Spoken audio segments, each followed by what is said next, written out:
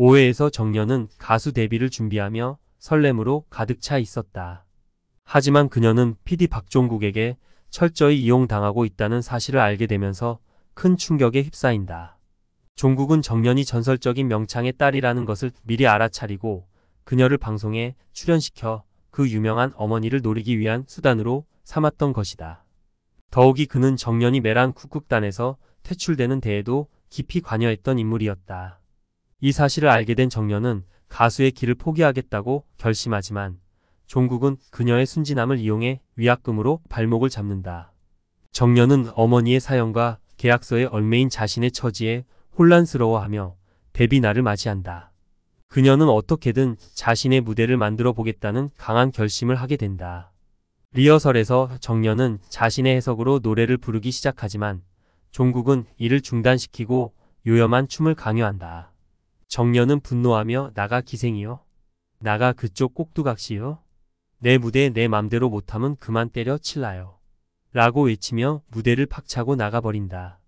정연을 지도하는 선생님은 그녀를 붙잡고 시청자들과의 약속과 자신이 보여주고 싶은 무대에 집중하라고 설득한다. 결국 정연은 마음을 고쳐먹고 생방송 무대에 나선다. 하지만 그녀는 리허설보다 더 강렬하게 일절이 끝나자마자 구두를 벗어 던지고 국극 무대에서 남역을 연기하듯 2절을 소화한다.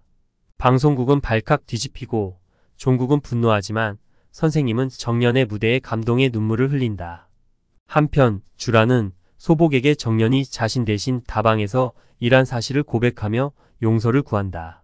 정연의 필요성을 강조한 옥경의 설득으로 소복은 방송국을 찾아가 종국에게 채공선을 방송에 출연시키든 위약금을 내든 하라고 맞선다.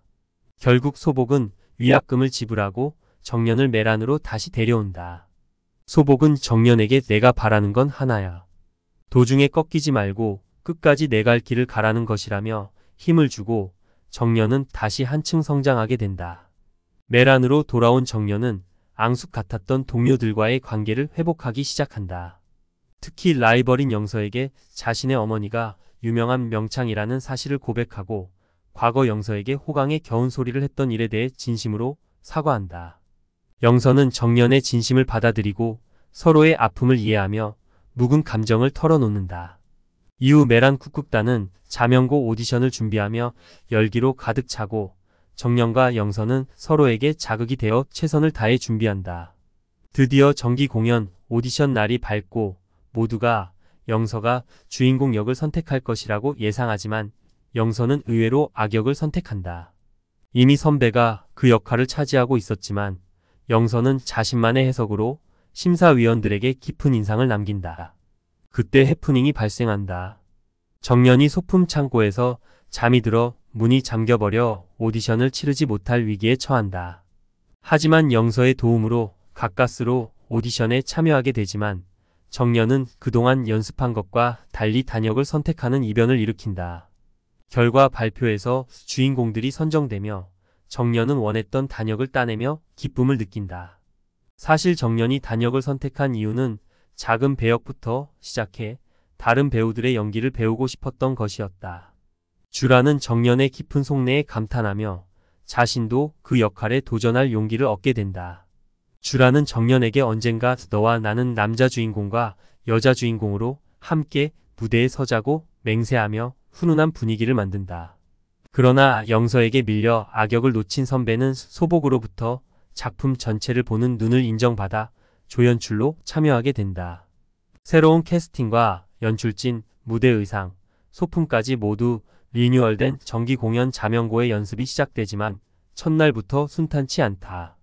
오디션에서 긍정적인 반응을 얻었던 영서는 선배의 연기에 익숙해진 관객들의 입맛을 맞추기 위해 급작스럽게 선배의 연기를 흉내내기 시작한다.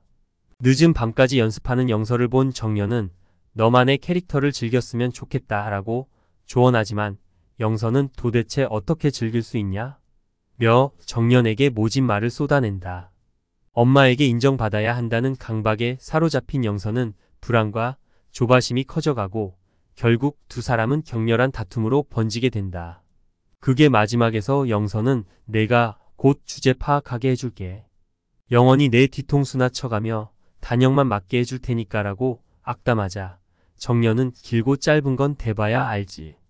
누가 알겠냐. 언젠가 내가 너 앞에 있을 수도 있어라고 이를 악물고 경고한다. 이로써 정년과 영서의 관계는 다시금적으로 돌아섰고 두 사람이 칼을 갈고 연기할 자명고 무대에서 어떤 일이 벌어질지 이들의 갈등이 어떻게 전개될지 시청자들의 관심이 집중된다. 그러던 중 메란 국극단 내에서 이상 징후가 드러나기 시작하는데 한 동료가 정년을 소품 창고에 가두었던 사건이 밝혀진다. 6회에서는 메란 국극단의 정기 공연인 자명고에서 주요 배역을 맡은 두 주인공 각각 군조릴과 고미걸 역할을 맡은 정년과 영서의 이야기가 흥미진진하게 펼쳐졌다. 각자 자신의 캐릭터를 찾기 위해 고군분투하는 두 사람의 모습은 극의 긴장감을 더해 주었다. 정년과 영서는 자명고의 연기를 둘러싼 갈등 이후 더욱 심기일전하여 연습에 매진했지만 각기 다른 시련에 봉착하게 된다. 영서는 고미걸 역을 맡고 극중 파트너인 구슬아기와의 호흡이 맞지 않아 고참에게 지적을 받는다. 문제는 영서가 자신의 캐릭터에만 집중하느라 파트너와의 협력은 소홀히 했기 때문이다. 그런 영서에게 함께 연습하자는 제안이 있었지만 그녀는 이를 냉정하게 거절해버리고 만다. 이로 인해 주라는 불안과 답답함을 느끼게 된다. 반면 정년은 군조릴 역할을 맡고 있지만 상대적으로 소외감을 느끼며 중요한 순간마다 밀리는 기분을 맛보게 된다. 연구생 동료에게 자명고를 본 관객들은 영서나 주라는 기억할지 모르지만 너와 같은 대사가 몇 줄 안 되는 애는 극장을 나가는 순간 잊혀질 것이라는 비아냥을 듣고 정년은 애써 스스로를 위로하며 자신만의 군조를 찾아서 관객들에게 보여주겠다고 다짐한다. 주란이 영서와의 연습으로 바빠지자 정년은 홀로 군조릴 캐릭터를 연구하기 시작한다. 그녀는 선배에게서 남역을 연기할 준비가 되어 있지 않다는 피드백을 듣고 소품 창고에서 남학생 교복을 꺼내 입고 변장하며 남자의 특징들을 익히려 애쓴다. 그러던 중 한국 전쟁에 참전한 군인들을 위한 급식소에서 봉사를 하게 되면서 전쟁에 임하는 군인들의 마음가짐을 알게 되고 잊고 지냈던 아버지의 전쟁 상처를 떠올리게 된다. 이윽고 자명고 공연일이 다가오고 메란 국극단은 명성에 걸맞게 환상적인 무대를 준비한다. 주인공들이 압도적인 카리스마로 무대를 장악하고 처음으로 주역을 맡은 영서와 주란도 새로운 매력으로 관객들에게 깊은 인상을 남긴다. 특히 두 사람의 듀엣 연기는 강력한 시너지를 발휘하며 관객들로부터 열광적인 호응을 받게 된다. 이 모습을 무대 뒤에서 지켜보던 정년은 씁쓸한 감정을 느끼고 영서의 연기에 자극받아 관객들에게 최선의 연기를 보여주겠다는 결심을 하게 된다. 하지만 공연이 클라이맥스에 다다를 즈음 정년은 예기치 못한 대형 사고를 치고 만다. 군조릴로서 적국의 침입을 알리는 장면에서 정년은 객석에 낯익은 얼굴들을 발견하게 된다. 그들은 급식소에서 만났던 한국 전쟁 참전 군인들이었다. 그 순간 전쟁의 고통이 생생하게 되살아난 정년은 과몰입하게 되어 군조릴의 역할을 넘어 무대 위에서 절규하게 된다. 관객들은 정년의 연기에 휘말려 가만히 서 있지 말고 뭐라도 해라, 소리를 해라 라는 외침을 보내고 무아지경에 빠진 정년은 적벽가의 군사서름을 열창하며 극장 안의 모든 것을 자신의 소리로 집어삼켜버린다.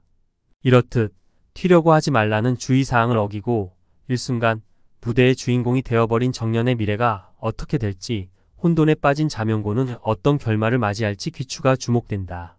한편 이날 방송에서는 메란 국극단 내에서 여러 위기 신호가 감지되기도 했다. 한 동료는 다른 동료가 정년을 소품 창고에 가두었던 일을 두고 불신하기 시작했고 메란의 경제권을 쥐고 있는 고부장은 소복과 국극단의 수익 악화 문제로 의견 대립을 겪는다. 고부장은 수익이 나지 않으면 오래가지 못할 것이다.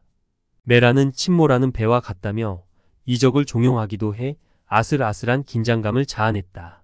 이로써 메란 국극단의 운명에도 관심이 쏠리게 된다.